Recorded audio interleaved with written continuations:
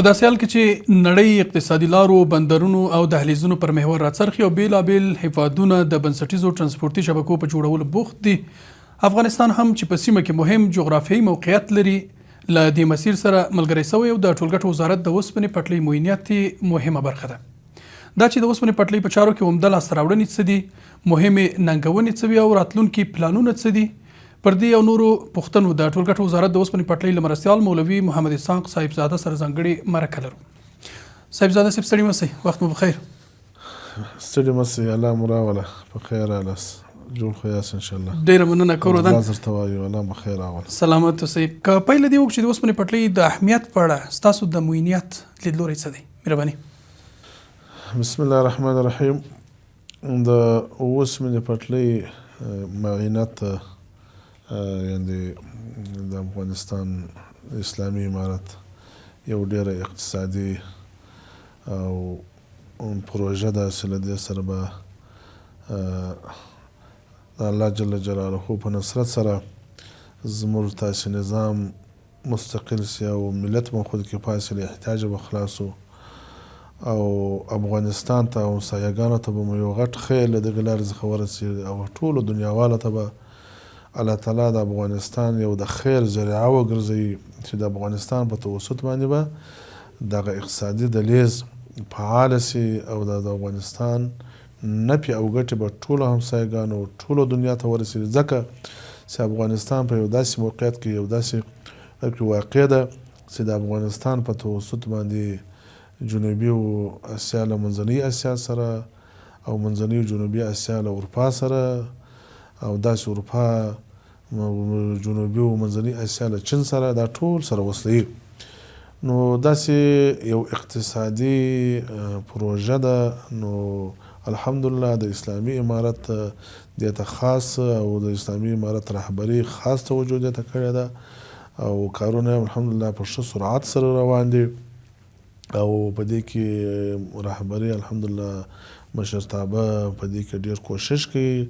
چې دغه یعنې په افغانستان کې د اوسپنې پټلۍ تطبیق سي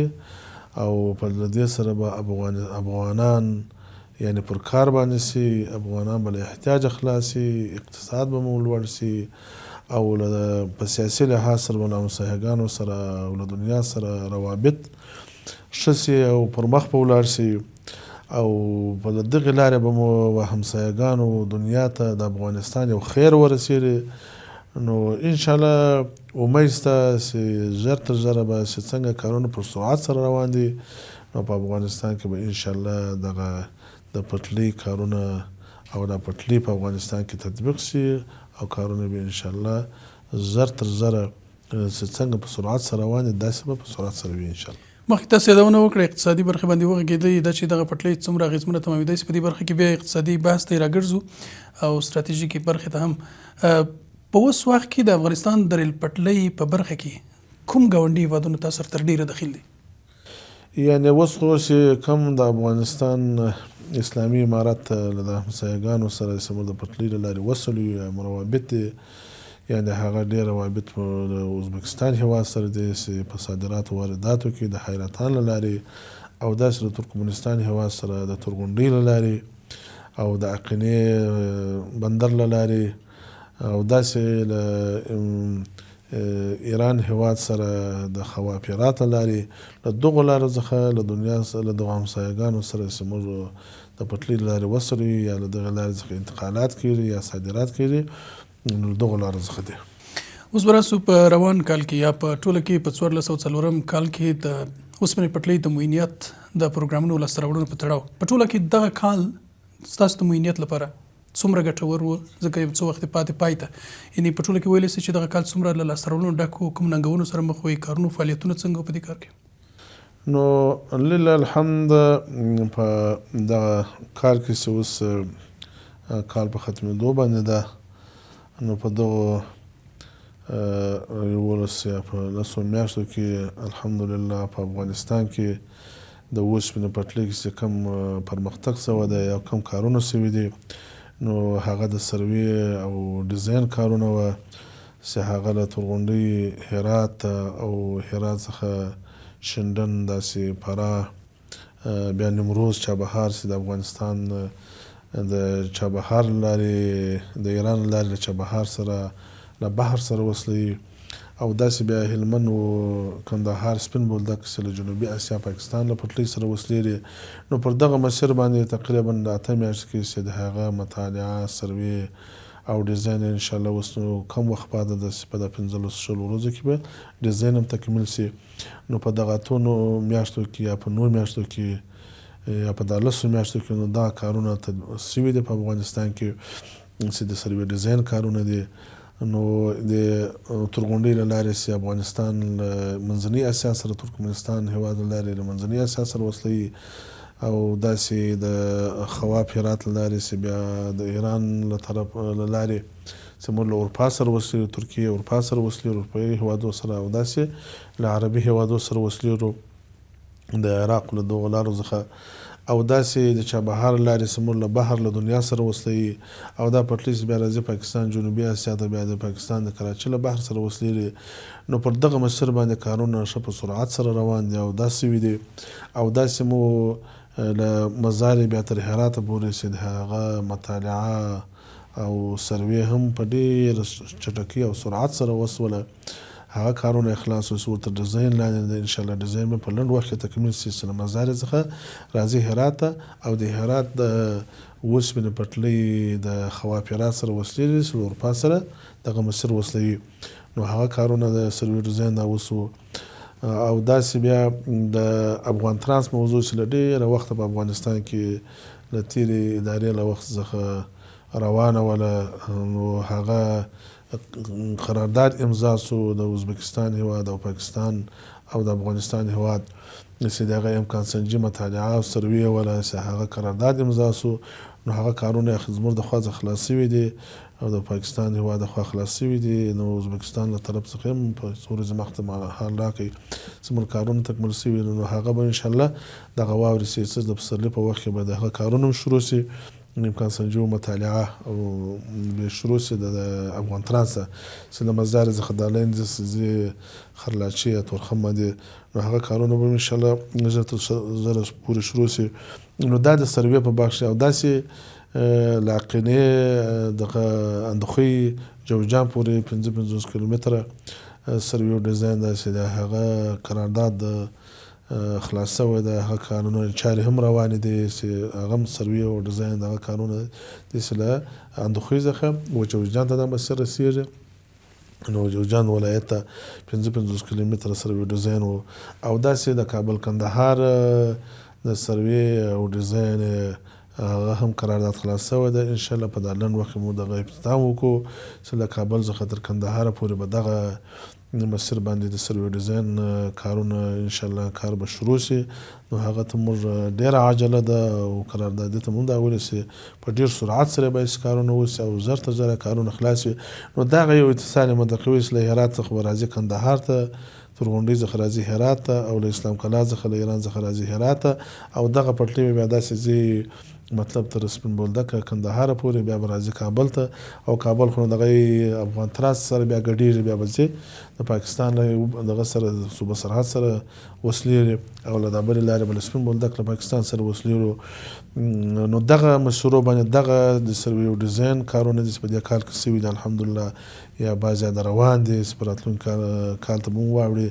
چې کابل کندهار د هغه به راتلونکي کال کې به انشاءالله هغه سروې ډیزاین تکمیل سي او داسې 40 کیلومتره چې له خوافرات څخه 2 کیلومتره مخته سوي او 3 کیلومتره تر کار لاندې ولا چې د هغه کارونه به انشاءالله په دا میاشت 2 میاشتو کې تکمیل سي. هغه پروژه به هم انشاءالله قابل د انتقال پر غوښمن انتقال را شروع سي. د برخه تر ازمو انسب تاسو د تر ډیر د سروې او ډیزاین او امکان سنجي په تړاو باندې وغږیدي په اوس وخت کې دغه امکان سنجي او دغه د سروې ډیزاین د چارې په خپل د افغان انجینرانو لخوا تر سره کیږي که په دې برخه تاسو سره د نورو هیوادونو چې په دې برخه کې مسلکي کسان دي بوخت دي او کار کوي. نو دغه قراردادونه چې موږ کړي د افغاني شرکتونو سره موږ کړي دي په دې کې افغاني انجینران هم دي او د ډیزاین په برخه کې بیا نو دوی له خارجي انجینرانو څخه استفاده کوي. نو خارجي انجینران هم له ځان سره اخیستي دي خو تر ډېره حده پورې په دې کې افغاني انجینران کار کوي، خو چونکې تر اوسه د پټلۍ د سروې ډیزاین کارونه په افغانستان کې سوي نه وو، نو دې لپاره موږ داسې انجینران نه درلودو. خو اوس الحمدلله افغاني انجینران په دې کې تجربه سو، هغوی هم تجربه حاصله کړله. نو اوس به په آینده کې به ډېر کارونه بیا د افغاني انجینران له لارې څخه کېږي. اوس یې موږ قراردادونه کړي دي، په قرارداد کې دا سوي دي چې دوی له خارجي انجینرانو څخه کار اخلي او دا کار ډیزاین په خارجي انجینرانو باندې. یعنې تاسو د څرګندونو د په کتو اوس دغه برخه ډېره غني سوې ده، فعالیت پراخ سوی. کله چې بهرني انجینران دلته دوی سره همکاري کوي او فعالیت کوي، یا د دغه انجینران د روزنې په خاطر باندې هم داسې روزنیز پروګرامونه بیا لري چې وکولی شي مثلا خپل افغانان وروزي دلته، او دوی له دې وروسته په خپله باندې دا برخه مخ ته یوسي، اړتیا نه وي نورو ته چې مثلا هغوی راسي او په دې برخه کې د له افغان انجینرانو سره په ګډه کار وکړي. نو موږ دا شرکتونو دا ویلي دی چې اوله ورځ کومه ورځ قرارداد ورسره کوو چې په دې کې به تاسې کوشش کوئ چې په دې کې افغاني انجینران تاسې ټرین کړي، او موږ دغه د خپل معاینت څخه هم انجینران ورکړي دي چې دا تجربه حاصله کړي او په آینده کې دغه کارونه په خپلو افغاني انجینران باندې وکړو. تر ډېره حده پورې په دې کې اوس الحمدلله افغاني انجینران ټرین سوي دي، او په راتلونکي به انشاءالله الله ته امید شته چې دا کارونه به په خپله په افغاني انجینران سره کېږي. د بهرني قراردادونو په تړاو باندې که لږ وضاحت ورکړي چې دغه پروسه څومره رڼه ده، دوی د فعالیتونو څومره په کره او رڼه توګه باندې ترسره کوي د بهرني شرکتونه چې تاسو ورسره قرارداد لري؟ نو هغه هم یعنې هدف دا چې دلته کوم د څار ډله هم شتون لري چې د دوی فعالیتونه ارزوي هر وخت؟ نو دلته خو داسې ده چې په هغه باندې خپل وزارت کارمندان ورسره وي، د نظارت خپل انجینران ورسره وي، له دوی څخه نظارت کوي، هغه په کار کې ورسره شامل وي، یعنې شپه ورځ هغه ورسره هلته ورسره وي، هغه د دوی نظارت کوي. او بل داسې د دوی خپله موږ ته د دې تضمین راکړی ده چې هغه به کلونه کلونه چې کومه سروې او ډیزاین دی کوي د هغه موږ ته تضمین راکوي، د هغه د ملک په سطح باندې هغه تضمین وي، هغه ځکه بیا په دې کې دغه نشي کولی. کورادن، بله موضوع په افغانستان کې د ریل پټلۍ د عمومي کرښو په تړاو باندې دغه وضعیت په ټوله کې اوس څنګه دی؟ او د پټلۍ وضعیت الحمدلله ډېر ښه روان ده، ځکه چې اوس موږ ډېر انتقالات د پټلۍ له لارې کېږي، یعنې په میلیونونو ټنه د کال مطلب واردات کړي افغانستان ته، افغانستان څخه صادرات کړي. دا یو مثال د روزنک ده چې تقریبا په تیرو 2 کلونو کې چې مطلب په میاشت کې 1000 ټنه یا 2000 ټنه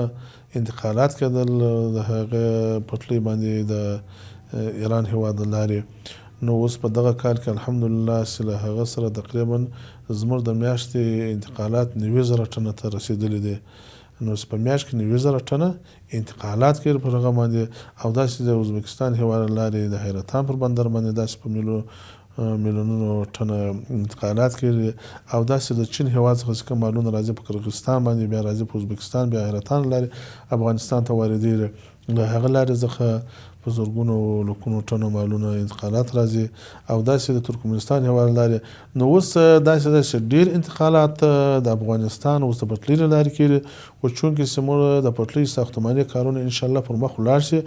نور به هم ډېر پرمختګ وکړي، او دا خلکو ته هم ارزانه مطلب د سیم خلکو ته د مالونه او د انتقالات کم راځي یا صادرات یا واردات کېږي، هم د اقتصادي لحاظ سره ارزانه پرېوځي، هم په ژر رسېدو سره ژر رسېږي. نو دغه ټولې ګټې په دې کې شته. د ایران، پاکستان، قزاقستان، ازبکستان او دغه راز نور هېوادونو سره چې دا اوس موږ په دغه برخه کې فعالیت لرو او اړیکې لرو، د دغه هېوادونو او افغانستان ترمنځ د همکاري او همغږۍ کچه څومره ده؟ نو په دې کې زموږ سره خو چې دا کوم هېوادو سره زموږ دغه انتقالات یا صادرات کوو، له هغو سره الحمدلله زموږ روابط ډېر ښه دي، که ازبکستان هېواد ده، که ترکمنستان هېواد ده، که د ایران هېواد سره دي. نو د پټلۍ له لارې چې کوم انتقالات موږ دغو هېوادونو ته کېږي، نو زموږ له دوی څخه ډېر خوشحاله یو، دوی زموږ سره په دغه برخه کې ډېر همکار دي او ډېر همکاري کوي. دې سره جوخت بله پوښتنه چې ګاونډي هېوادونه که وراخوا ته ورسو، په اوس وخت کې موږ یوازې د ګاونډي هېوادونو سره د ریل پټلۍ په برخه کې فکر کوم فعالیت لرو یا اړیکې لرو یا تګ راتګ لرو یا پټلۍ مو ورسره غځولې دي. په راتلونکي کې داسې پروګرام هم شته چې مثلا دغه لړۍ د سیمې هېوادونو ته وغځېږي، لږ ور پراخه سي یا ته اروپا ته ور وغځېږي، داسې کوم پروګرام هم شته چې په دې برخه کې تاسو تر اوسه پورې پرې کار کړی؟ نو دا خو اوس الحمدلله زموږ یوازې همسایګانه له ډېرو هېوادو سره اوس زموږ کوم دغه واردات چې کېږي له دنیا څخه، اوس له قزاقستان هېواد څخه مطلب، او داسې له چین څخه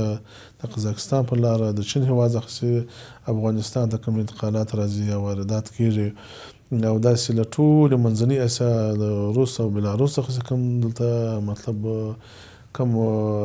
انتقالات راځي، کوم مالونه راځي افغانستان ته واردېږي، او داسې له ترکیې اروپا څخه دا اوس پیرله په سر کال کې سمور دوی سره یو تفاهم وکړو پر دې باندې، نو بله د هغو سره له ترکیې هېواد سره نو له هغه څخه چې کوم انتقالات راځي ترکیې هېواد یا له اروپایي هېوادو څخه دا اوس هم انتقالات را روان دي او له هغه څخه داسې مالونه واردېږي افغانستان ته سره روان دي. نو داسې اوس یوازې همسایګانه له ډېره دنیا څخه اوس افغانستان ته د پټلۍ له لارې دغه کېږي انتقالات کېږي.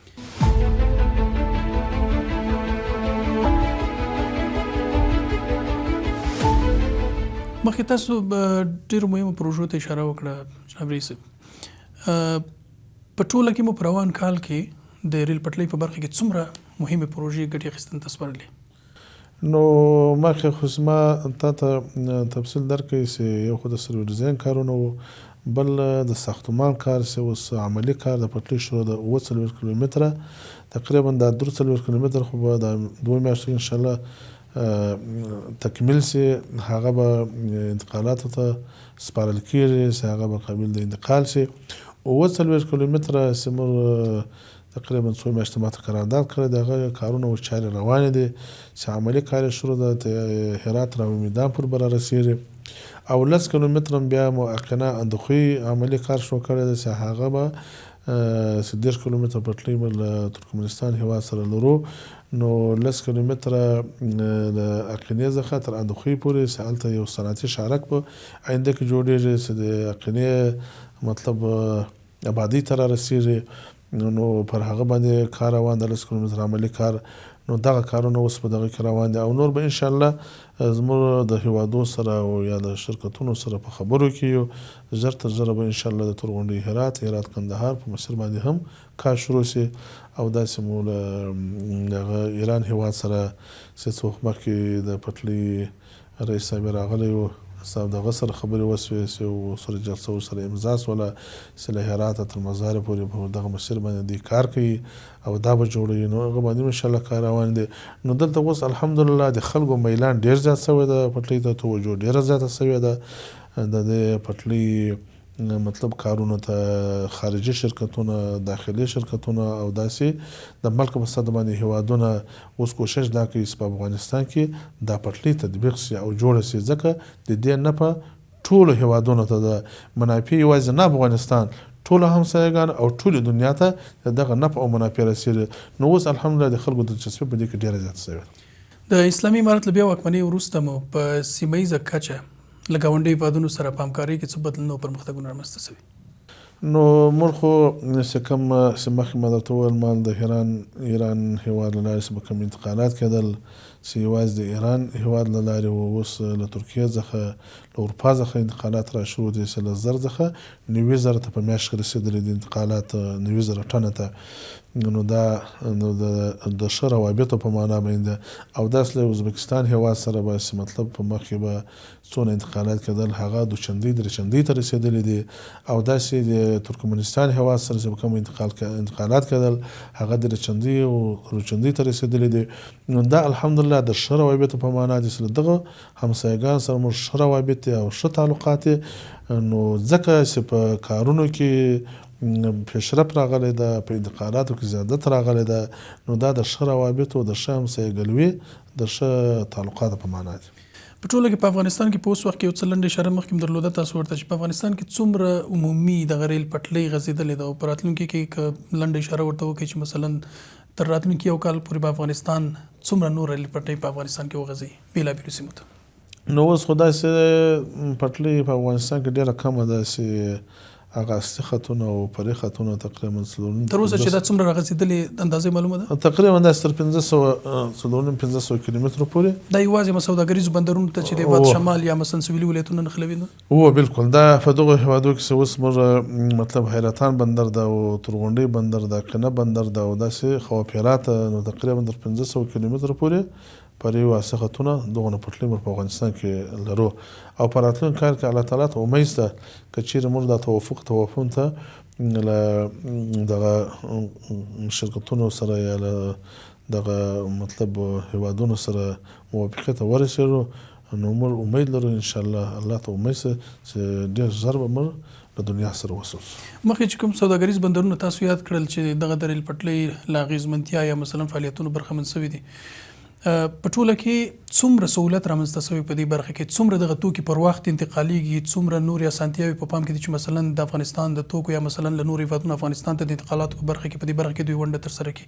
اغېزمنتیا څومره بولئ؟ نو دا خو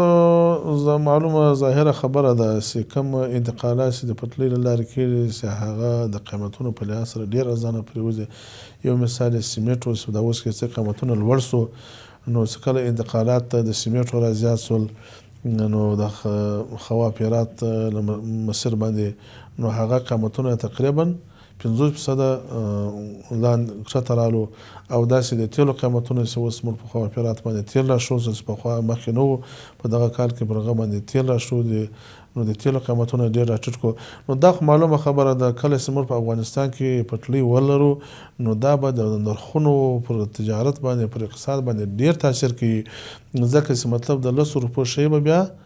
نو تقریبا موږ ته په دغه په 15 روپۍ باندې تمامېږي. نو دا چې دا یو ډېر اسانه او ارزانه ترانسپورت ده نو اغیزه او ګټه ملت او وطن ته ډېره زیاته ده. په اوس وخت کې کوم هیوادونو ته د ریل پټلۍ له لارې صادرات ترسره کیږي؟ نو صادرات خو داسې ده چې اوس ایران هیواد ته د پټلۍ له لارې او داسې ترکیې پورې اوس موږ دغه لرو صادرات او داسې ازبکستان هیواد له لارې ازبکستان هیواد ته او ترکمنستان هیواد ته داسې صادرات اوس شروع شوي دي کم له دوی سره. برعکس واردات هم بیا ترسره کیږي؟ واردات خو نو ډېر دي، صادرات په کرا سره انشاءالله مخ پر زیاتېدو دي. اوس یوازې همدا د ګوتو په شمېر څو هیوادونه چې تاسو نومونه واخیستل همدوی سره راکړه ورکړه که نه نور به هم دا پراخېږي؟ نو داسې د دغو هیوادونو په توسط باندې خو داسې اوس ترکمنستان ازبکستان هیواد په توسط باندې ترکمنستان او د ازبکستان نو دغه په توسط باندې موږ ټول منځنۍ اسیا ته اوس لاسرسی لرو او د ایران له لارې چې اوس کوم موږ دغه انتقالات و ټول اروپا ته لاسرسی لرو، ترکیه او ټول اروپا ته او داسې عربي هیوادونو ته نو دا ټول ته زموږ دغه کېدلی شي. نو دغه ټولو هیوادونو ته یوازې نه ایران ته، ترکیه او ټول اروپا ته او ټول عربي هیوادونو ته یوازې ازبکستان ترکمنستان نه ټول منځنۍ اسیا ته نو زموږ دغه انتقالات او دغه په اوس وخت کې مو لومړیتوبونه څه دي او په کومو مهمو مسایلو باندې کار روان دی؟ نو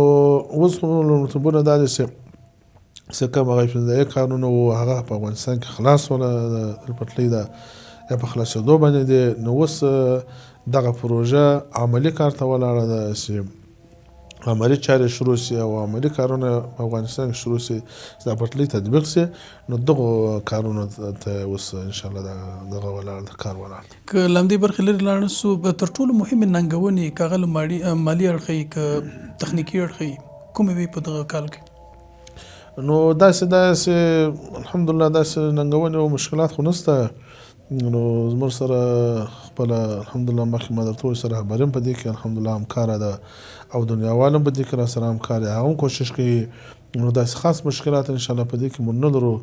ځکه چې زموږ کارونه الحمدلله ښه پر مخ باندې روان دي ځکه په دې کار کې څونه کارونه شوي دي نو هغه ډېر کار شوی ده. نو داسې ننګونې او مشکلات نه لرو. نو دنیا هم سم تعامل در سره په دغه پټلۍ په برابر باندې الحمدلله خپله رهبري هم را سره همکاره او همکاري را سره کوي. کور ودان مخکې تاسو د افغان ټرانس پروژې یادونه وکړه، یو څه رڼا پې باندې واچوله، کم دې برخې ته راسو ځکه دا ډېره مهمه برخه ده. له دې لارې افغانستان له هیوادونو سره نښلول کېږي او کېدای شي ډېر څه ترسره سي او ګټې افغانستان ته هم وي او دغه ښکېلو هیوادونو ته هم وي. د دې پروژې په اړه باندې که راته ووایې چې دغه پروژه هغه چارې چېرته ورسېدي، فعالیتونه یې په کومه کچه کې دي او تر کومه حده دغه فعالیتونه را رسېدلي دي؟ نو د افغان ترانس موضوع چې له ډېره وخت څخه په افغانستان کې دغه مطلب کار روانو یا د موضوع روانوله چې ډېر کلونه پر هغه باندې کار شوی و خو موافقه ته نو رسېدلې. نو افغان ترانس خو داسې له مزارې څخه به ځې چې مخکې دا پروژه تورخم باندې اوسېدله پاکستان سره، بیا په خرلاچه باندې اوس وسلېرې.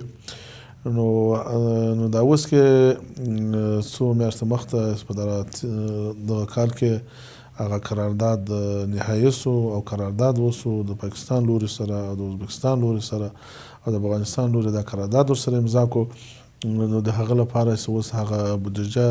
پیسې په فکر کې نیول سوي دی، هغه ورته ځانګړی سوي دی. نو اوس دا کار دې ته ولاړ چې صرف هغه عملي ابتدایي کارونه شروع سي. نو چې هغه خلاص ول بیا نو د ساختمان چارې شروع کېږي. په سوداګریزه راکړه ورکړه کې د دغه پروژې تطبیق کېدل د افغانستان د سیمې هېوادونو بیا منځني اسیا او منځني ختیځ پورې د مالونو د رسېدو په برخه کې څومره اغېزمن او ګټوره بوري دا پروژه؟ نو دغه څه دا یو خو خپله د افغانستان لپاره، بل دا د منځني اسیا له جنوبي اسیا سره وصلوي سره باندې د افغانستان لپاره خو ډېره ګټمنه ده او ډېره په نفع باندې ده. خو چونکې چې د هغه پر بدیل چې پر کم مسیر باندې کار شو کړی ده، بل چې هغه تر غونډۍ هرات کندهار مسیر ده چې له دغې لارې څخه افغانستان تقریبا له منځني اسیا سره ترکمنستان له لارې او له اروپا سره، له ټول اروپا سره او له عربي هېوادونو سره، د ایران له لارې او له بحر سره، د چابهار د نیمروز له لارې له چابهار سره چې له دغو سره وصلوي او داسې له هرات بیا تر مزارې پورې چې د ازبکستان له لارې له منځني اسیا سره او داسې له چین سره او له قزاقستان سره. نو دغسې ده چې زموږ لپاره خو دغه دواړه مسیرونه چې دي هم په نفع دي، هم په ګټه دي، هم د افغانستان په نفع، هم د دنیا په نفع، او هم له دواړو لارو څخه موږ له دنیا سره وصل کېږو یا دنیا په خپل مابینځ کې یو له بل سره وصلېږي. نو د افغان ترانس خپل اهمیت ته او د دغې لارې خپل اهمیت ته چې دواړې د افغانستان او د دنیا لپاره ډېرې مهمې دي. افغان ترانس پروژه خو ته هغه داخلي هېوادونه به تاسو سره همغږي لري په دې برخه کې. د افغان ترانس پروژې اړوند فعالیتونه په دغه هېوادونو کې چې دوی پکې داخل دي څومره مخته تللي او د افغانستان لخوا په دې برخه کې فعالیت تر کومې کچې؟ د افغانستان له لارې خو فعالیت مکمل خلاص شوی ده. کوم کارونه چې زموږ مربوط وو هغه نهایي شوي دي، خلاص شوي دي، پای ته رسېدلی دي. یو قرارداد هغه ورسره امضا سو. اوس کارونه د ازبکستان او د پاکستان هېواد له لارې چې د هغو لخوا څخه هم چې اوس مخکې نو دا اوس مرته معلومات راکړي چې هغه نهایي شوي دي. نور دغه کار اوس عملي دغه ته ولاړ ده چې باید عملي کارونه شروع شي. د داخلي هېوادونو په تړاو مو څه ونه ویلي؟ د هغوی لخوا د فعالیتونه په خپلو هېوادونو کې سرته رسېدلي وو؟ د ازبکستان هېواد هم سرته رسېدلی دی، د پاکستان هېواد هم سرته رسېدلی دی. صرف دوی دغه ته معطل دي چې اوس نو راشي او د کار افتتاح وکړي او کار شروع کړي. صحیح. دې سره په څنګ کې خافرات پروژه هم ده، تاسو مخکې یادونه وکړه ورته. دا هم مهمه پروژه ده. د دې اوږدوالی او هغه اټکلیز لګښت یې څومره دی؟ نو یو خو دا پروژه ده چې تقریبا 2 کیلومتره جوړه شوې ده او 43 کیلومتره 2 میاشتې بعد زموږ ته سپارل کېږي چې هغه موږ انتقالاتو ته سپارو. 43 کیلومتره باندې چې دا اوس قرارداد وسو تقریبا په 450 میلیونه ډالر باندې د هغه قرارداد وسو له یو شرکت سره چې د هغه کارونه او چارې روانې دي. او دا مسله بیا ځي داسې تر کندهار سپین بولدک سره به داسې به ځي چابهار نیمروز ته به ځي، چابهار سره وصلېږي، بیا به داسې په هلمند باندې پر کندهار باندې سپین بولدک چې پاکستان له پټلۍ سره به وصلېږي. د دې پروژې تنظیم چارې څنګه ترسره شوې؟ نو دا خو داسې اوس چې 2 کیلومتره د ایران هېواد لخوا څخه مطلب جوړه شوې ده چې هغه بلا یوازې جوړه شوې ده او 43 کیلومتره خپله د افغانستان اسلامي امارت په بودیجه سره جوړه شوې ده او دا 43 کیلومتره چې اوس روانه ده دا د افغانستان اسلامي امارت په خپله داخلي بودیجه سره جوړه. د داسې سترو پروژو د تمویل لپاره له نورو نړیوالو ادارو سره هم همغږي شوې ده چې د دوی مالي ملاتړ ترلاسه کوي؟ نو داسې اوس خپله هېوادونه په دې کې کوشش کوي چې داسې تر غونډۍ هرات او هرات کندهار ده، په کې ترکمنستان هېواد او قزاقستان هېواد ده چې په هغه کې موږ سره په دې کې تفاهم کړی ده، تفاهمنامې امضا کړې دي چې د هغه د ساختمان چارې دوی شروع کړي چې موږ ته مطلب تعهد راکړی ده. ترکمنستان هېواد چې له تر غونډۍ تر هرات موږ جوړوو او داسې قزاقستان هېواد چې له هرات تر کندهار سپین بولدک پورې موږ جوړوو. حتی قزاقستان هېواد خو تر غونډۍ هرات کندهار د ټول مسیر تعهد راکړی ده. خو چونکې ترکمنستان هېواد بیا وایي چې د یوه حصه یې موږ جوړوو تر هرات پورې چې 180 کیلومتره کېږي او هغه نور بیا قزاقستان هېواد جوړوي. دغه توهدونه او توافقنامې سوي دي، نو اوس صرف کار قرارداد ته ولاړ چې موږ دوی تر مابین قرارداد په جزئیاتو باندې خبرو وکړو او کار عملي کار شو. لکه څنګه چې تاسو ته معلومه ده افغانستان غرنی هېواد دی. دا پروژه په افغانستان کې په کومو ولایتونو کې تطبیقېږي او دغه راز کوم هېوادونو کې تطبیقېږي، یعنې کوم هېوادونو رانغاړي په ټوله کې؟ نو دغه له تورغونډۍ ترکمنستان څخه چې راځي چې تورغونډۍ مطلب چې هرات ولایت ته د ترکمنستان څخه راځي تورغونډۍ ته، له تورغونډۍ څخه به بیا دغه مسیر راځي هرات ته، د هرات به راځي مطلب نیمروز ولایت ته، چې نیمروز لارې موږ له ایران سره وسلېرو، چابهار بحر سره وسلېرو نه ده، مطلب راځي به خواب ته، اول خواب ته راځي چې د اسلام کلا لارې موږ له ایران سره وسلېرو، بیا دا ځي پسې نیمروز ولایت ته نه ده. نیمروز یاره خو له ترکمنستان څخه را روانه سو پټلۍ نه راغله چې ترکمنستان هېواد څخه راغله د خواب له پټلۍ سره دا ځان وسلې د خواب لارې موږ له ایران سره اروپا سره وسلېرو او دا بیا پسې راځي نیمروز ولایت ته. د نیمروز ولایت ته چې ملک چې د افغانستان او د ایران سرحد ده، دلته ځي چابهار ته، له چابهار سره ځان وسوي، بیا دغه پر راځي پر دغه باندې مطلب هلمند ته پسې راځي، نیمروز ولایت سو، فراه ولایت سو، بیا راځي هلمند ولایت ته، د هلمند ولایت څخه راځي کندهار ولایت ته، کندهار ولایت څخه ځي سپین بولدک چې د کندهار ولسوالۍ ده، چې هلته د پاکستان له پټلۍ د جنوبي اسیا سره وسلېږي. نو په دغه پټلۍ کې چې یو منځنۍ اسیا سره وصل سوله، بل ایران لارې له اروپا سره وصل سوله او له عربي هېوادونو سره، بل د چابهار لارې هم د بحر سره وصل سوله ولاړه پاکستان د جنوبي اسیا ته، چې هلته د پاکستان هېواد د کراچۍ له بحر سره ځان وصلوي او داسې له هند او بنګلادیش دغو سره به ځان وصلوي. په دې سره پروژه کې د ښکېلو هېوادونو ترڅنګ د سیمې د هېوادونو د همکارۍ کچه څومره وه؟ نو په دې کې د سیمې هېوادونه چې دي لکه ازبکستان هېواد او ترکمنستان هېواد، قزاقستان هېوادونه دي، هغه په دې کې ډېر کوشش کوي چې دغه پټلۍ زر ته زر تطبیق شي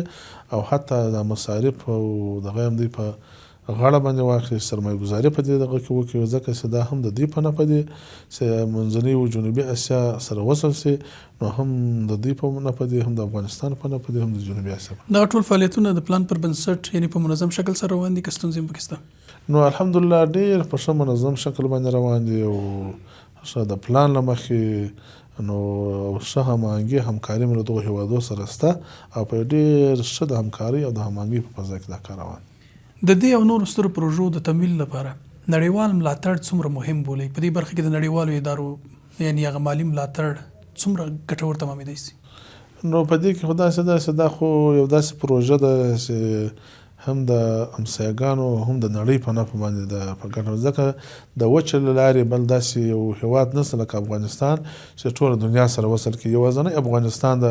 چې د وچې له لارې دنیا سره وصلوي، نو دا هم د افغانستان هم د همسایګانو هم د ټولې نړۍ په نفع ده. نو نړۍ هم دا کوشش کوي، هېوادونه دا کوشش کوي چې په دې کې خپل حصه واخلي، ځان داخل کړي، ځکه دنیا بله لار لري نه،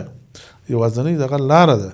چې مطلب لنډه لار، ارزانه لار، اسانه لار د افغانستان لاره ده چې په ډېر ژر دنیا سره وصلوي، نو هغه یوازینۍ افغانستان لار ده. په دې کې نړۍ ضرور همکاري کوي، همسایه هېوادونه په دې کې ډېر همکاره دي او ډېر کوشش کوي چې دا کار وشي. د دغه ملاتړ د جذب دپاره مو نیغ په نیغه له کومې ادارې سره خبرې کړي یا کومو هېوادونو سره خبرې کړي؟ نو خبرې مو روانې دي، موږ سفرونه کړي دي، ډېر هېوادو ته هم سفرونه کړي دي. کومو هېوادونو ته مثلا؟ مطلب ترکمنستان ته، ازبکستان ته، مطلب چین ته، ترکیې ته، عربي اماراتو ته، دغسې هېوادونو ته مو سفرونه کړي دي. څه امیدواري شته د مالي ملاتړ په خاطر باندې یا په دې پروسه کې د همکارۍ په خاطر؟ نو دوی دا تعهد راکړی دی، یو مثال خو مخکې درته ووایي چې ترکمنستان قزاقستان هېواد ده چې هغو د تعهد کړی دی چې دغه مسیر باندې مو دوی سرمایه ګزاري کوي، له تورغونډۍ هرات کندهار تقریبا 800 کیلومتره مطلب مسیر ده، دا به دوی جوړوي، دا تعهد یې راکړی دی او له دوی سره بیا نور نړیوال ملاتړ شته چې هغه بیا په دې کې مالي ملاتړ دوی لري چې له دوی سره بیا په دې دغه کې له دغو هېوادونو سره بیا دوی همکاري کوي. له دې وراخوا چې په دې پروژو کې بهرني شرکتونه ښکېل دي یا مثلا د هېوادونو ترمنځ همکاري روانه ده، خصوصي سکتور ته په دې برخه کې څومره د فعالیت زمینه برابر شوې ده؟ آیا په دې برخه کې هم مثلا دوی ونډه اخیستې ده، لیوالتیا پکې شتون لري، له اداراتو او شرکتونو سره تاسو همغږي کړې ده، دوی لیوالتیا د دې پروژو د تمویل لپاره لري؟ نو داسې اوس موږ خو چې دغه مخکې دغه ابتدایي کارونه چې سروې ډیزاین دا مو ټول په داخلي شرکتونو باندې کړي دي. اوس داخلي شرکتونه دلته ډېر لیواله دي چې هغه د ساختمان په برخه کې هم زموږ سره کار وکړي. نو هغه دې ته آماده دي، تیار دي، خو چونکې چې نور یعنې هیوادونه چې هغه موږ سره تفاهم کړی ده یا توافق کړی ده، نو د هغه په خاطر باندې بعضې ځنډولي دي. نو په دې کې ډېر افغاني شرکتونه دې ته لیواله دي او غواړي چې په دې پټلۍ په تمویل کې خپله برخه واخلي او حصه واخلي او په دې کې کار وکوي. د اوسپنې پټلۍ په پروژو کې څومره افغانان په کار بوختي په اوس وخت کې؟ نو په دې کې خو الحمدلله ډېر افغانان په کار باندې بوخت دي، ځکه دا خو داسې ده چې یو خو د راوړلې د تخلیه او بارګري ده، په دې کې بیا وړل د موټرو یو لنډ مثال مطلب د خوافیرات روزنک سټیشن ده چې په تیرو کلونو کې به مطلب په میاشت کې 1000 یا 2000 ټنه واردات انتقالات کېدل. نو هغه سره به کم خلک مصروف وو. اوس هلته دې چې هلته په سلګونو موټرونه ولاړ دي، ټیلران ډکېږي او خالي کېږي، او بل دا چې واګونونه خالي کېږي او ډکېږي، او بیا داسې موټرونه چې بیا ځي هلته بیا دې تخلیه او بارګري ده. نو له دې سره الحمدلله ډېر خلک په کار شوي. جناب معین صاحب، دلته تاسو ډېر ښایسته نقشه ډیزاین کړې ده چې په هغې کې د افغانستان هغه ټوله نقشه داسې ډیزاین شوې چې شاوخوا یې ریل پټلۍ رسم ده، د افغانستان هغه ټول مسیرونه پکې ذکر شوي چې کېدای شي یعنې دا معنا ورکړي چې افغانستان به په ټوله کې د ریل پټلۍ له لارې نښلول کېږي. سره دغه پروژه چې هرات نه روزنک نه بیا راځي، هرات ته هرات نه بیا داسې غور او داسې بامیان او مثلا پنجشیر او بیا داسې بدخشان او واخان ته رسېږي، له چین سره نښلول کېږي. د دې پروژې په اړه نظر څه ده؟ چارې پیل شوي که نه دي؟ که پیل کېږي کله پیل کېږي او اغېزمنتیا پکې څومره چې دا مسیر داسې تر واخانه پورې له چین سره ونښلول شي؟ نو مخکې ما درته وویل چې دا اوس دغه ابتدایي کارونه مو شروع کړي دي چې مطلب دغه نقشه مطلب 80 یا 80% تطبیق شوې ده چې د ابتدایي کارونو له لارې او د ساختمان کارونه به هم شروع شي انشاءالله. نو داسې ده. نو اوس مطلب کارونه روان دي چې د هرات مسیر د اسلام کلا مسیر به داسې ځي چې یو طرف خو ولاړی جنوبي اسیا ته کندهار ته ولاړی، بل طرف به داسې راځي پر دغه باندې پر بادغیس باندې فاریاب باندې د مزاري د پټلۍ سره به وصلېږي. نایب آباد زموږ سټیشن ده د حیرتان لارې چې دلته د ازبکستان هېواد د منځني اسیا سره به ځان وصلوي، او دا مسیر بیا دغسې ځي د واخان پر طرف باندې چې موږ د چین هېواد سره وصلوي. نو پر دغه مسیر باندې خو اوس ابتدایي کارونه له هرات تر مزار خلاص شوي دي، د ساختمان چارې به انشاءالله شروع شي، او پر دغه باندې داسې له مزار به تر واخانه پر دغه مسیر به کار شروع. په لنډه موده کې داسې ویلی شي چې دغه چارې په کله پیل شي؟ نو داسې اوس موږ خو دغه ابتدایي کارونه خلاص کړي دي او له دې سره اوس تفاهم ته روان یو. دا اوس دې سره څو ورځو کې جلسه لرو د ایران هېواد سره، نو چې دغه عملي کارو باندې بحث او مباحثه سره څومره پرمختګ صحیح په دې برخه کې؟ ځکه له دې وړاندې ایراني چارواکو ویلي وو چې دوی غواړي همدغه مسیر تر چین پورې د واخان له لارې وصل کړي له افغانستان سره. یعنې همغږي څومره وه او څومره کار شوی پکې د هغوی لخوا، او په دې برخه کې د هغوی لخوا دغه همغږي او فعالیت څومره اغېزمن تمامېدی شي؟ نو دوی خو سفر راوکړی، د دې راغلو معاونین راغلو، د خزان رئیس راغلی، بیا موږ په دې موافقو چې تخنیکي کمیټې وټاکو، هغه ټاکلې شوي دي. د کمیټه موږ د دې ته معرفي شوې ده. دا اوس موږ سفر ورته کوو چې د اقتصادي معاینت څخه هم ملګري دي او د معدنو وزارت څخه هم صاحب ده او زموږ د وزارت څخه د تخنیکي ټیمونه د په دې بحث او مباحثه کوو، انشاءالله موافقې ته به ځان سره رسوو. له چین سره د وصل نقطه څومره مهمه بولئ؟ نو د چین سره خو اوس غیر مستقیم هم وصل یو یا د واخا د کنيخ بني غلدي مسیر سره نخلي، نو مهمواله به څومره؟ نو مهمواله څونه مهمه ده. نو دا خو هم د چین لپاره، هم د افغانستان لپاره، هم د مطلب د ایران هېواد د همسایګان لپاره دا ډیره مهمه ده چې موږ له چین سره مطلب د واخان لارې وصل شو. ځکه مهمه ده چې چین په بحر کې سرازي په 2 میاشتې باندې مالونه چابهار بندر عباس ته رسېږي. نو له دغې لارې څخه په 2 ورځو کې به دوی هم اروپا ته، هم منځنۍ اسیا ته، هم جنوبي اسیا ته خپل انتقالات کوي، خپل صادرات به کوي د افغانستان لارې. نو دا خو دوی لپاره ډیر لنډ، اسانه او ارزانه او ژر رسېدونکی مسیر ده. دا خو هم د چین په نفع ده، هم د همسایګانو په نفع ده، هم د افغانستان په نفع ده. نو چین مجبور ده په واخا باندې سره ځان وصل کړي ځکه چې دا دې په ګټه باندې ده ځکه چې چین یو صنعتي ملک ته او بل دا د چین نفت او ګاز ضرورت لري چې له ایران ورته دغه کېږي نو ایران هېواد څخه دې ته مطلب صادرېږي نو هغه به پر لنډ مسیر باندې پر لنډه لاره باندې ډایرکټ به د ایران له لارې څخه راځي دغه ته مزارې ته له مزارې پر واخا باندې داسې په یو لنډه لار باندې چین ته مطلب صادرېږي نو دا د چین دپاره هم د همسایګانو لپاره په نفع او په ګټه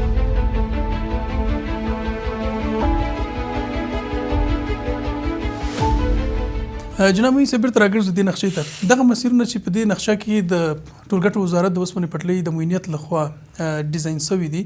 تر راتلونکو څو کلونو پورې به موږ د دې شاهدان اوسو چې دغه مسیرونه ټول افغانستان هغه داخلي که بهرني سره وصل سي او دغه کوم ډیزاین چې تاسو جوړ کړی ده دا به تطبیق سي تر اخره نو الله تعالی ته امید شته که الله تعالی دې نظام ته بقا ورکړي انشاءالله د دې نظام په وجود کې الله تعالی ته امید شته چې ډېر ژر به موږ له دنیا سره او دنیا له موږ سره او په خپل مابین سره وصل سي او دا به نقشه چې کومه ده دا به تطبیق سي اوس په دې نقشه کې چې ګوره ټوله دنیا پر افغانستان راګرځېدلې ده یوازینی افغانستان یو پل ده چې مابینځ کې پروت نړېدلی نو دا پل به الله تعالی جوړوي دا پل چې جوړ سو نو ټوله دنیا ته بیا نه پرسېږي مطلب ته وینې چې دنیا بله لار نه لري له وجې څخه یوازې افغانستان ده چې دنیا سره وصلوي نو الله ته امید چې دا پل به ژر جوړ سي او دا پټلۍ په افغانستان کې ژر تر ژره تطبیق سي کورودن له دې سره څنګه کې د مسافرو د لیږد رالېږد موضوع هم مطرح کیږي موږ تر ډیره پورې اوس د ریل پټلۍ له لارې یوازې سوداګریز توکي لیږدوو هغه که مثلا شمالي ګاونډیانو سره یې که داسې ایران سره یو که د چین له لارې د مسافرو د لیږد رالېږد لپاره هم په دې برخه کار شوی که نه ده شوی ځکه تقریبا له نن نه 3 کاله وړاندې په غالب ګمان سره موږ د ریل پټلۍ له پخواني رئیس سره چې په هغه وخت کې دا اداره وه ملا بختر رحمان شرافت صاحب په راس کې دوی ویل چې د ایران لخوا په دې برخه کې یو څه امیدواري شته او په دې برخه کې کار هم شوی له هغوی سره همغږي هم شوې ده خو تر ننه پورې فکر کوم دغه د مسافرو لیږد رالېږد په ریلګاډي باندې نه ده ترسره شوی په دې برخه کې کله چې دې ادارې ته تاسو راغلی چې اوس معینیت ته څومره کار شوی ده او دغه د مسافرو د لیږد په برخه کې هم له هېوادونو سره خبرې شوي نو موږ د ایران هېواد سره د دې غوښتنه وسي د مسافربري مو شروع کړو د هرات له لارې و ایران هېواد ته نو بیا چونکې چې څه په دغه پټلۍ کې تخنیکي مشکلات ول نو هغه اوس حل شوي دي نو بیا موږ ورته وایو چې موږ دا تخنیکي مشکلات حل نه شي تر هغو موږ دا دغه نشو شروع کولی مسافربري نو انشاءالله هغه اوس حل شوي دی کیدای شي په لنډ وخت کې موږ د مسافربري و ایران هېواد ته شروع کړو یعنې په پیل کې به یوازې د ایران سره بیا به نورو هېوادونو ته ځي نو اوس خو پیاله د ایران سره موږ دغه کوو او هرات ته به راځي که بیا به تر مرکز کابل پورې هم رارسېږي نو هرات ته به راځي نو خو پټلۍ پسې روانه ده څونه ساختمان چارې پر مخ ځي او دغه به هم ریلګاډۍ به پر مخ روانه وي صحیح بله موضوع په نړیواله کچه 3 ګیچونه شتون لري او یو نظر هم دا دی چې باید افغانستان کې سټنډرډ ګیج ته لومړیتوب ورکړل شي ویل کېږي چې اوس مهال په افغانستان کې 2 ډوله ګیچونه کارول کېږي دلیل څه دی نو په افغانستان کې داسې ده افغانستان داسې مثال لري لکه ما مخکې هم درته وویل یعنې ټوله دنیا یوازې افغانستان د وچې لارې سره وصلوي نو داسې مثال لکه یو چوک او چرایي او داسې مثال لري لکه نیمه دنیا نو دې ته ضرورت څه بله لار نه لري که موږ وغواړو چې یعنې دا تغییر د بوجۍ چې دوی ورته وایي چې دغه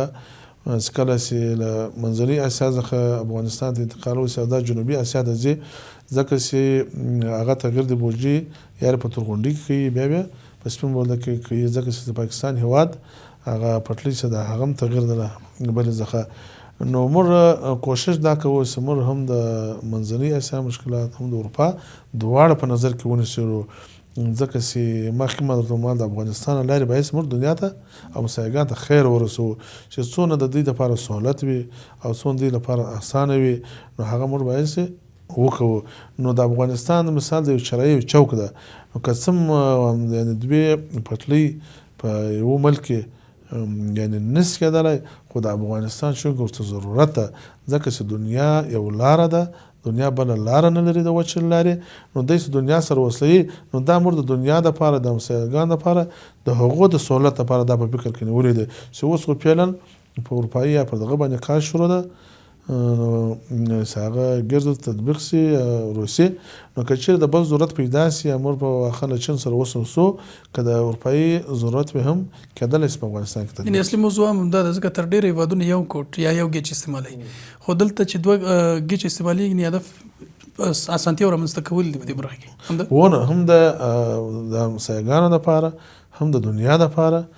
هم د افغانستان دپاره چې په نفع باندې زده کړه دوی د اسانتیاو دپاره دا کار کېدای شي او بل داسې ده د تغییر د بودجې څه ده دا په ترانزیت باندې ډېر تاثیر غورځوي کله چې ترانزیت مالونه له یوه هېواده بل هېواد ته انتقالات یا صادرات کېږي نو دا تغییر د بودجې سره راځي دا په انتقالاتو باندې ډېر تاثیر غورځوي ځکه په دې کې زایده وخت راځي په دې کې مصارف راځي نو زموږ کوشش دا ده چې هم وخت بچه سي هم مصارف رانیسي چې په دې کې د دنیا او د همسایګانو مراعات وساتل شي. صحیح. د ریل پټلۍ په برخه کې د متخصصو کسانو د روزنې په برخه کې در سره کوم هېوادونه همکار دي؟ نو په دې کې زموږ سره ازبکستان هېواد او ترکمنستان هېواد دا را سره همکار دي او ایران هېواد چې متخصصین ورته راوروزي اوس هم ډېر کسان چې روزل شوي دي د دغو هېوادونو لخوا څخه دا روزنه په کور دننه ترسره کېږي که همغه هېوادونو ته کسان لیږل کېږي؟ نو داسې په تېر وخت کې چې کوم روزل شوي دي هلته تللي دي د هغه هلته د هغوی هېواد کې روزل شوي. په ټوله کې روزل شوي کسان چې دي په دې برخه کې څومره دي؟ نو دا تقریبا تعداد ډېر کم د خو زموږ سره اوس ټول دلته په کار کې دي خو بیا زموږ ضرورت ډېر ده ورته دا کم کسان اوس روزل شوي دي چې زموږ سره کار کوي دا کم دي نو موږ غواړو چې دا نور هم زموږ د دې د مطلب ادارې دپاره خلک وروزو او پر کار باندې واچو ځکه زموږ ضرورت زیات د ایران ازبکستان او راخواته د روزنې لپاره له نورو هېوادونو سره غږېدلي یاستئ؟ د نورو هېوادونو سره هم خبرې کړې ترکیې هېواد سره هم خبرې کړې د چین هېواد سره هم خبرې کړې ده هغو هم ورته د همکارۍ ډاډ راکړی ده. صحیح. د 1405 لمریز کال لپاره مو پلان شوي پروژې کومې دي په ټوله کې کوئ؟ نو د هغه دپاره خو ما مخکې درته وویل چې موږ هغه ابتدایي کارونه خلاص شوي دي اوس زموږ د پروژې څه ده یعنې عملي کار ته ولاړه ده ساختمان ته ولاړه ده په راتلونکي کال کې به انشاءالله موږ د دغه ساختماني چارې پر مخ باندې وړو عملي کارونه به د پټلۍ پر مخ باندې وړو. که په دې برخه کې نړیوال در سره همکاري وکړي نو دغه سترې پروژې به څومره زر بشپړې شي؟ که نړیوال په دې کې همکار شي نو خو په دوه کلونو کې به انشاءالله موږ له دنیا سره افغانستان وسه دنیا به خپل مملکت سره وسه. د وروستۍ پوښتنې په توګه که مطرح کړو کومې پروژې چې تاسو سروې ډیزاین کړي دي دا خو په خپل ځای د راتلونکي لپاره د نوو کرښو د جوړولو په برخه کې هم کوم پلان شته؟ نو موږ هغه بیا خو داسې داسې اوس موږ کومه چې له دنیا سره دنیا په خپل مابین کې چې منځنۍ اسیا جنوبي اسیا اروپا چین دا سره وصل کو دغه چارې خو انشاءالله په راتلونکي کال کې چې اوس مطلب 80% یعنې 20% خلاص شوي دي او 10% په دغه خلاصې دي بیا د ولایتونو په مابین کې موږ خپل کوشش دا کوو چې دغه مطلب د سروې ډیزاین کارونه شروع کړو د ولایتونو خپل مابین زموږ پټلۍ تطبیق کړو. صحیح. د ټولګټو وزارت د اوسپنې پټلۍ معین صاحب مولوي محمد اسحاق صاحبزاده کور ودان چې ځانګړي ورکې ته حاضر شوی او تر څو د افغانستان د ریل پټلۍ اړوند مسایلو په تړاو سره بحث ولري. کور ودان خیر اوسه الله دې خیر درکړي ډېره مننه ستاسو هم ډېره مننه الله دې خیر درکړي دلته راغلاست زحمت وکړئ تکلیف وکړئ او دغه معلومات مو خپلو وطنوالو ته ورکړئ چې هغه په هغه باندې خوشحاله شي او د نظام څخه راضي شي او د نظام ته د بقا دعا یې وکړي. کور ودان ډېره مننه. د امید رادیو درنو کتونکو او اوریدونکو د اوسپنې پټلۍ له درانه معین سره مو ځانګړې مرکه همدلته پای ته رسیږي. تر بلې مرکې د خدای په امان.